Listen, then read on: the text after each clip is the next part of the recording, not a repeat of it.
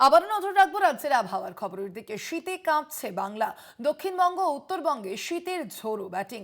সকাল থেকে ঘন কুয়াশার দাপট। রাজ্যে আরও পারদ পতনের পূর্বাভাসও দেওয়া হয়েছে ইতিমধ্যেই আলিপুর আবহাওয়া দপ্তরের তরফ থেকে। শীতের আমেজ যে জাঁকিয়ে পড়ছে তা কিন্তু বুঝতেই পারা যাচ্ছে, এবং একবারে বছরের এই শেষ কদিন যে বঙ্গবাসী তারা কিন্তু এই যে শীতের আমেজ, শীতের আমেজ উপভোগ করেন, এবং সেই কারণেই আরেকটু পারদ পতনও তারা আশা করেন, এবং সেই সম্ভাবনাও কিন্তু রয়েছে। আলিপুর আবহাওয়া দপ্তর কিন্তু তেমনই পূর্বাভাস দিয়েছে।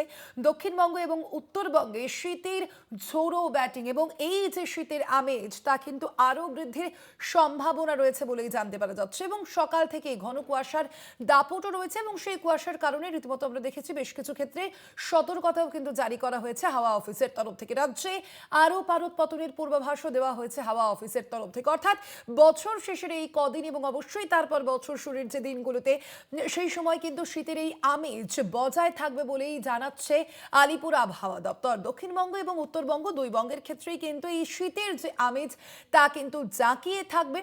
সকাল থেকেই বেশ কিছু জেলায় ঘন কুয়াশার দাপটও চোখে পড়ছে। রাজ্যে আরও পারদ পতনের পূর্বাভাস দিয়েছে আলিপুর আবহাওয়া দপ্তর।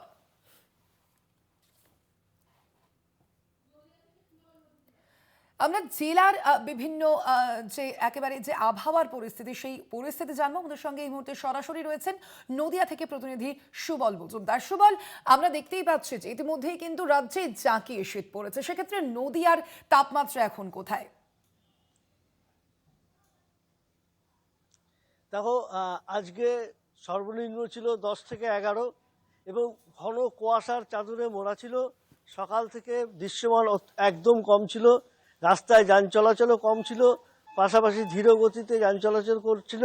তবে কিছুক্ষণ পর যখন সূর্যের দেখা মিলল তখন আস্তে আস্তে কুয়াশা কাটলো, এবং কুয়াশা কাটার পর এখনও কিন্তু পুরো যে আকাশ পরিষ্কার তা নয়, তবে কুয়াশা কেটে যাওয়ার পর ঠান্ডা অনুভব হচ্ছে সাধারণ মানুষের মধ্যে।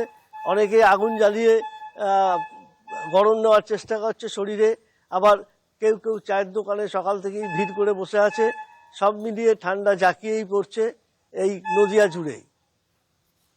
সুবল, সেক্ষেত্রে কোনো এই যে তুমি বলছিলে যে সকাল থেকেই কিন্তু যে কুয়াশার দাপট, সেই দাপট কিন্তু লক্ষ্য করা গিয়েছে। যানবাহনের ক্ষেত্রেও কিন্তু আমরা দেখি যে কুয়াশার কারণে যথেষ্টই সমস্যার সৃষ্টি হয়। কুয়াশার জন্য কি কোনো সতর্কতা দেওয়া হয়েছে?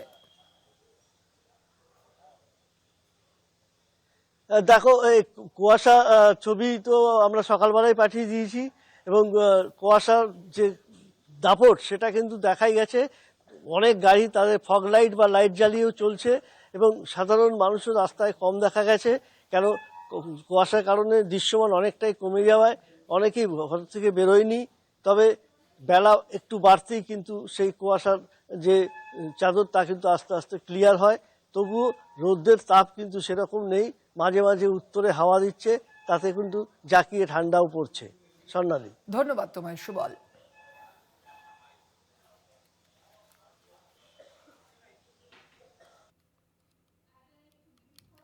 সকাল থেকেই ঘন কুয়াশার দাপট রয়েছে রাজ্যের বিভিন্ন জেলায়, যেমনটা জানাচ্ছিলেন আমাদের প্রতিনিধিরা, এবং রাজ্যে আরও পারদ পতনের পূর্বাভাসও রয়েছে বলে জানানো হয়েছে আলিপুর আবহাওয়া দপ্তরের তরফ থেকে।